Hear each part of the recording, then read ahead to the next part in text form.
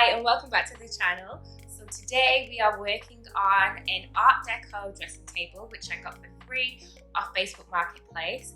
It did present me with some challenges because it's quite a low piece, it's really chunky, it's not symmetrical, and I really struggled to kind of work out what I was going to do with it.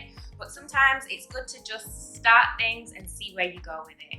And if you haven't done already, don't forget to click on that subscribe button.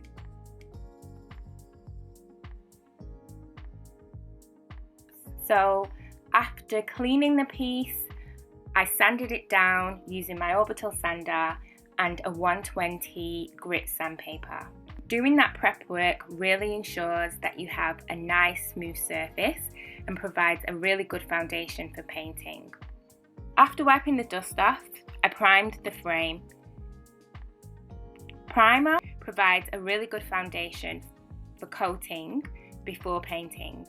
Primer basically ensures better adhesion of the paint to the surface, as well as increasing paint durability and adding protection to the furniture. I always like to sand in between coats. Again, all of this preparation really just makes sure that you have a really nice smooth finish at the end.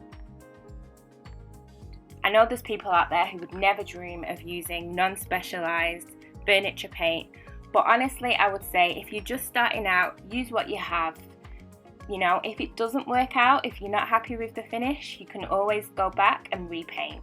For the drawers, I really wanted to get rid of that orange look and go for a more deeper, earthier brown. So after sanding the drawers down with a 120 sandpaper, I wiped them down. When they were wiped down, this is when you could really see the beauty of that burl wood.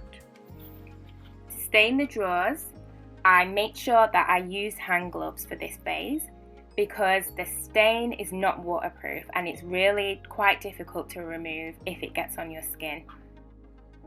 I poured a small amount of the PROOFTINT stain, I used walnut stain, onto an old t-shirt. You can also use a microfiber cloth or a sponge to apply the stain. You just got to make sure that it's lint free and it doesn't leave any bits or scraps or waste onto your piece. I applied 2 coats of the stain, allowing a few hours in between coats.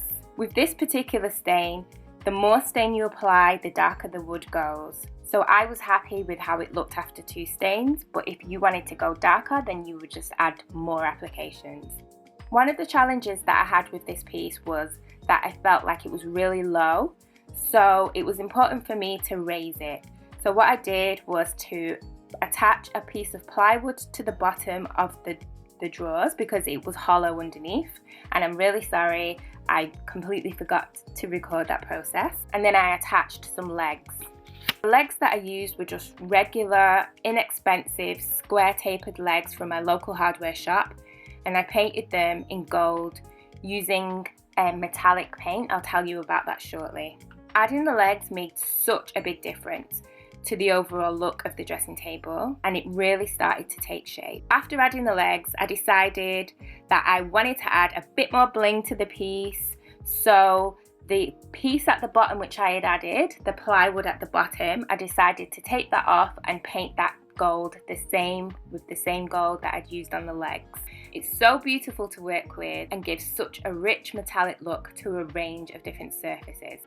This little additional feature just really uplifts the piece even more. Next, I gave the piece a second coat of paint, but before I did that, I gave it another quick sand, this time using a 220 grit sandpaper. The 220 grit is a super fine sandpaper and is primarily used for sanding between coats or the finishing touches.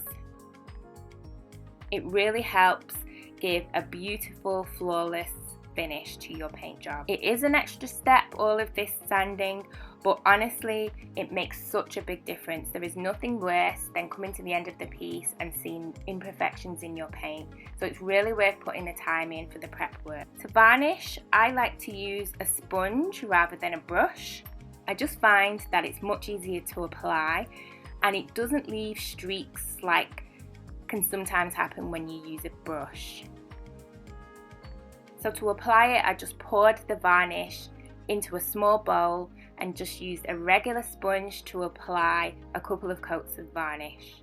For the hardware, I sourced these gorgeous Art Deco polished brass handles that are really in keeping with the whole Art Deco look of the dresser.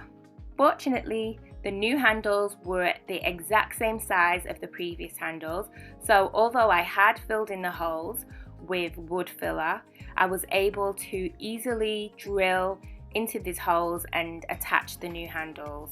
And here is a quick reminder of what the dresser looked like before. And here it is transformed. I'm so happy with it, and I am so glad that I decided to preserve the timber because it's so rich and adds so much character.